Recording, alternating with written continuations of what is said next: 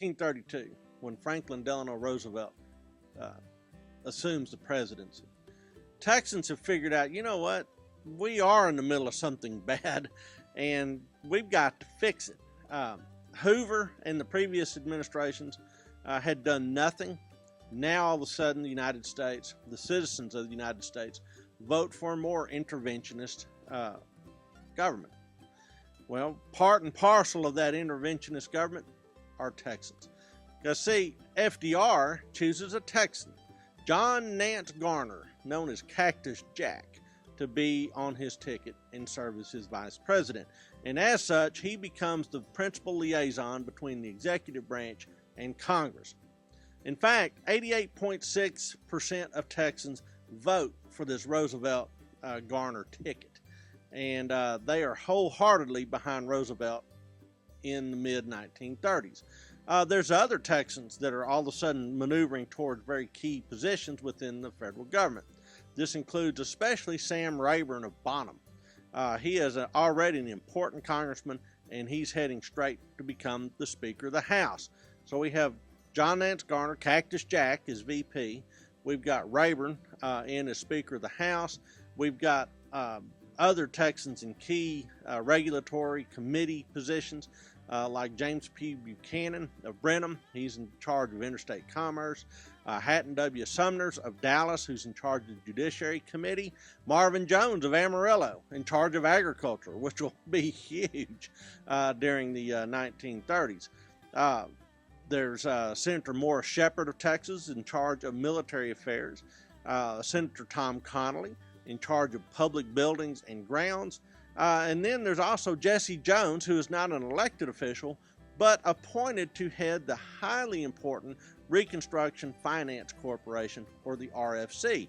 This is essentially a federal agency that gives loans to struggling businesses to tide them over this economic downturn. Well, these Texans, you must understand, are Texans. They're not Rooseveltites. And as a result, they tend to identify themselves as Democrats, and really conservative Democrats first, and then the New Deal is a mechanism for helping out the country.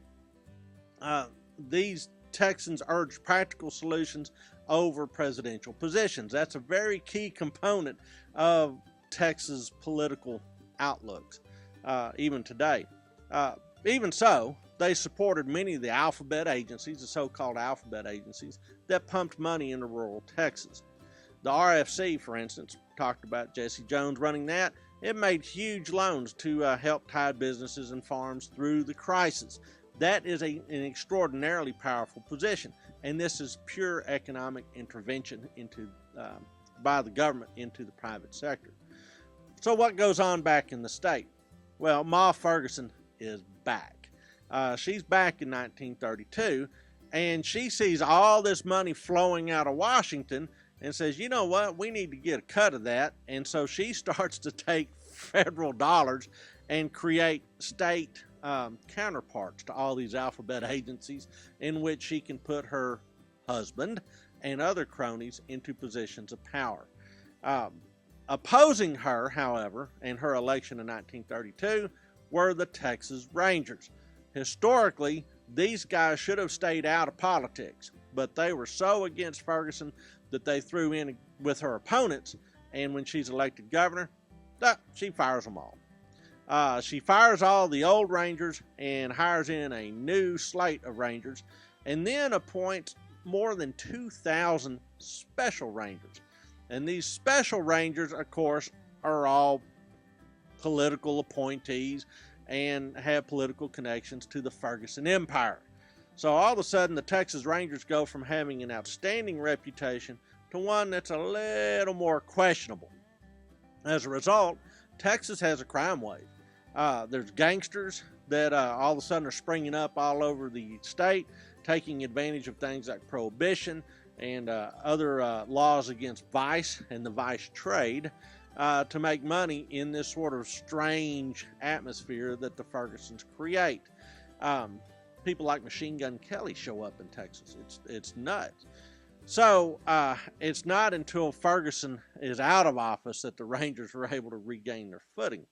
On top of all of this, you have a weather phenomena that is absolutely gutting Texas. It's called the Dust Bowl. Now, drought is not a stranger to Texas. It happens on a regular basis, certainly about every 20 years. For instance, in 1917, it got to be so dry that even the grass died in West Texas. I mean, it was extraordinarily dry in 1917. So Texans are used to facing the elements. In fact, one writer wrote about West Texas that in places like Abilene, it rains just enough to give people hope. So all of a sudden, people are losing hope. In 1932, a number of conditions conspire to create a weather phenomena, the Dust Bowl, that is essentially causes dust storms. In 1932, there's 14 of them. I'm not talking about, oh, look, the sky is red as the sun sets. I'm talking about huge walls of dirt, loose dirt, blowing in. So much so that some dust storms even generated their own lightning charges. So 1932, 14 of these day turns to night, blowing dust storms.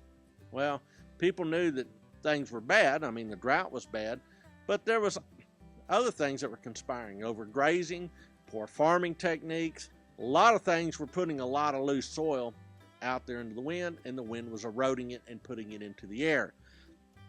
Guess what? 33, there's 38 of these big apocalyptic dust storms. 34 kind of starts to ease back to 22. The following year jumps up to 40. 36, there's 68 of them. 37, there's 72 of them. In 38, back down to 61. 39, back down to 30. 1940, down to 17.